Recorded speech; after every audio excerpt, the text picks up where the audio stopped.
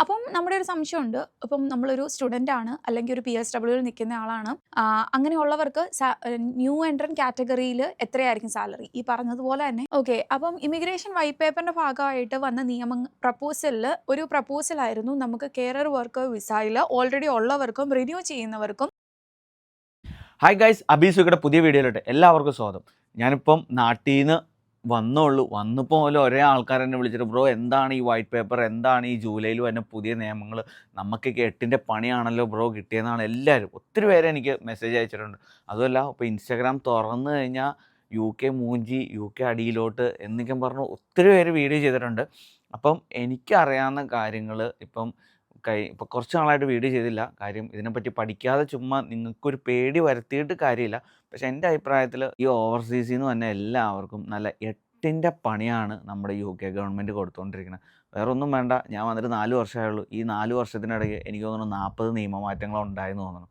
കാര്യം ഫസ്റ്റ് വന്നപ്പോൾ സ്പോൺസർഷിപ്പിന് 28 പിന്നെ അത് 31 പിന്നെ 33 ആയപ്പോൾ 38,500 ഇനി ഇതേ 43 സംതിങ് ആവാൻ പോകണം. അപ്പോൾ അതിനെപ്പറ്റി ഒരു ഡീറ്റെയിൽഡ് വീഡിയോ ചെയ്തിട്ടുണ്ട്. ടൈം ഉള്ളവർ ഇത് കണ്ട് മനസ്സിലാക്കിക്കോ. ഇനി UK വരാനുള്ളവർക്കും ഈ വീഡിയോ ദയവീത് അയച്ചു കൊടുക്കുക. ഇതൊരു വരണ്ടാന്നൊന്നും ഞാൻ എവിടെയും പറഞ്ഞിട്ടില്ല.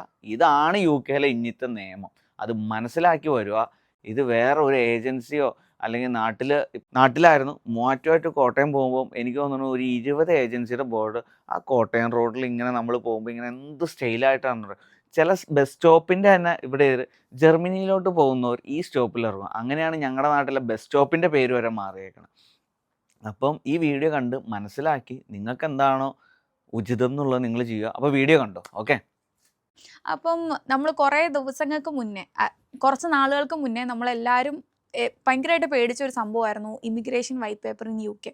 അപ്പം നമ്മൾ പറഞ്ഞു അതൊരു വൈറ്റ് പേപ്പർ, ഒരു പ്രപ്പോസൽ മാത്രമാണ്, സംഭവം ഉടനെ ഒന്നും പെട്ടെന്ന് നിയമത്തിൽ വരികയല്ല എന്നൊക്കെ പറഞ്ഞുകൊണ്ടിരുന്നതിൻ്റെ ഏറ്റവും വലിയൊരു പെട്ടെന്ന് വന്നൊരു സംഭവം എന്ന് വെച്ചാൽ ജൂലൈ 1, അതായത് ഇന്നലെ ഇമിഗ്രേഷൻ വൈറ്റ് പേപ്പറിൻ്റെ അടുത്ത പ്രൊസീഡിംഗ് ആയിട്ട് സ്റ്റേറ്റ്മെൻറ്റ് ഓഫ് ചേഞ്ചസ് നിലവിൽ വന്നു. അതായത് ജൂലൈ 1 ഇന്നലെയാണ് അത് നിലവിൽ വരുന്നതായിട്ട് പറഞ്ഞത്.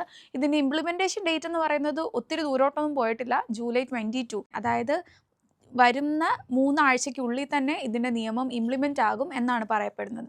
അപ്പം ഇതിൽ വരാൻ പോകുന്ന നിയമങ്ങൾ ഇവിടെ സ്റ്റുഡൻ്റായിട്ട് വന്നവരെയും ഇപ്പോൾ PSWയിലുള്ളവരെയും സ്കിൽഡ് വർക്ക് വിസ ഓൾമോസ്റ്റ് എല്ലാ കാറ്റഗറിയിലുള്ളവരെയും ബാധിക്കുന്ന രീതിയിലെ നിയമങ്ങളാണ് വരുന്നത്. അപ്പോൾ ഇതിലെ ഫസ്റ്റ് കാര്യം എന്ന് പറയുന്നത് സ്കിൽഡ് വർക്കർ വിസയ്ക്ക് RQ ഓഫ് ലെവൽ 3, അതായത് ഒരു A ലെവൽ ക്വാളിഫിക്കേഷൻ, അല്ലെങ്കിൽ നമ്മുടെ ഇപ്പോൾ നാട്ടിലത്തെ കമ്പയർ ചെയ്യുവാണെങ്കിൽ ഒരു +2 ലെവൽ ക്വാളിഫിക്കേഷൻ മതിയായിരുന്നു നമുക്കൊരു സ്കിൽഡ് വർക്കർ വിസയിലോട്ട് UK വരണമെങ്കിൽ. പക്ഷേ ആ RQF ലെവൽ എന്ന് പറയുന്നത് ലെവൽ 3യിൽ നിന്നും ലെവൽ 6 ഉയർത്തി. അതായത് അറ്റ്ലീസ്റ്റ് മിനിമം ക്വാളിഫിക്കേഷൻ ഡിഗ്രി എങ്കിലും ഉണ്ടെങ്കിൽ മാത്രമായിരിക്കും ഇനി നമുക്ക് UK ഒരു സ്കിൽഡ് വർക്കർ വിസ നമുക്ക് കിട്ടുന്നത്. ഇനിയും ചില ജോലികൾക്ക് RQF ലെവൽ 3 തന്നെ അവർ മെയിൻറ്റെയിൻ ചെയ്യും. പക്ഷേ ജോലികൾ എന്ന് പറയുന്നത് ഒരു ഷോർട്ട് ടേമിലോട്ട് മാത്രമായിരിക്കും. ആ ജോലികൾക്ക് വേറെ കുറച്ച് ഡ്രോബാക്സും കൂടെ ഉണ്ട്. ആ വർക്കർ വിസ, ആ സ്കിൽഡ് എന്ന് വെച്ചാൽ RQF ലെവൽ 3 ഉള്ള സ്കിൽഡ് വർക്കർ വിസയിലാണ് നമുക്ക് വരുന്നതെങ്കിൽ നമുക്ക് ഡിപ്പെൻഡൻസിനെ അലൗ ചെയ്യത്തില്ല. അതുപോലെ തന്നെ നമുക്ക് വിസ ഫീസിൽ ഇളവൊന്നും ഉണ്ടാവത്തില്ല. അങ്ങനെ കുറച്ച് ഡ്രോബാക്സും കൂടെ ആ വരുന്ന ഷോർട്ടേജ് ഒക്യുപ്പേഷൻ ലിസ്റ്റ് ആ സ്കിൽഡ് വർക്കർ വിസയിലുണ്ട്. അപ്പോൾ എനിക്ക് തോന്നുന്നു അത് ചില ജോലികൾക്ക് മാത്രമാണെന്നാണ് അവർ പറയപ്പെടുന്നത്. ഈ ജോലികൾ 1 വർഷം കൂടുമ്പോൾ അവർ ആ ജോലിയുടെ ലിസ്റ്റ് അവർ റിന്യൂ ചെയ്തുകൊണ്ടിരിക്കും, അതായത് മാറ്റങ്ങൾ വരുത്തിക്കൊണ്ടിരിക്കും. അപ്പം RQF ലെവൽ 6 എങ്കിലും മിനിമം ഉണ്ടെങ്കിലായിരിക്കും ഇനി നമുക്കൊരു സ്കിൽഡ് വർക്കർ വിസയ്ക്ക് നമ്മൾ എലിജിബിൾ ആകുക. ഓക്കെ. അപ്പം ഇമിഗ്രേഷൻ വൈറ്റ് പേപ്പറിൻ്റെ ഭാഗമായിട്ട് വന്ന ഒരു പ്രപ്പോസലായിരുന്നു നമുക്ക് കേരർ വർക്കർ വിസയിൽ ഓൾറെഡി ഉള്ളവർക്കും റിന്യൂ ചെയ്യുന്നവർക്കും ഇനിയും പെർ അവർ 12.8 എന്ന് പറയുന്ന ഒരു സാലറി ഉണ്ടെങ്കിൽ മാത്രമേ അവർക്ക് ഇനിയും COS ഇഷ്യൂ ചെയ്യുള്ളൂ, അല്ലെങ്കിൽ ജോലി കിട്ടുള്ളൂ, അങ്ങനെയൊക്കെ നമ്മൾ പറയുന്നുണ്ടായിരുന്നു. പക്ഷേ അതിനെ പറ്റിയിട്ട് ഇതുവരെയും നിയമം മാറ്റിയതായിട്ട് ഈ സ്റ്റേറ്റ്മെൻറ്റ് ഓഫ് ചേഞ്ചസിൽ വന്നിട്ടില്ല. പക്ഷേ ഏറ്റവും വലിയൊരു പ്രശ്നം വരാൻ പോകുന്നതെന്ന് വെച്ചാൽ ഓൾറെഡി സ്റ്റുഡൻറ്റ് വിസ, അല്ലെങ്കിൽ ഓൾറെഡി ഡിപ്പെൻഡൻറ്റ് വിസ, അല്ലെങ്കിൽ ഈ പറഞ്ഞ പോലെ PSWയിലൊക്കെ നിൽക്കുന്നവർക്ക് ഇനിയും, അതായത് ജൂലൈ 22 അതിനുശേഷം നമുക്ക് യാതൊരു രീതിയിലും കേരർ വിസയിലോട്ട് നമുക്ക് സ്വിച്ച് ചെയ്യാൻ പറ്റില്ല. അതായത് ഓവർസീസിൽ നിന്ന് അങ്ങനെ ഒരു വിസ എന്ന് പറയുന്നത് അവർ നിർത്താൻ പോവാണ്. ഓൾറെഡി ഇവിടെ ഉള്ളവർക്ക്, അതായത് ആ കേരർ വിസയിൽ ഉള്ളവർക്ക് അത് റിന്യൂ ചെയ്യുന്നതിന് കുഴപ്പമില്ല. പക്ഷേ നമുക്ക് ആ വിസയിലോട്ട് നമുക്ക് മാറാൻ ഇനി മുതൽ പറ്റുകയില്ല.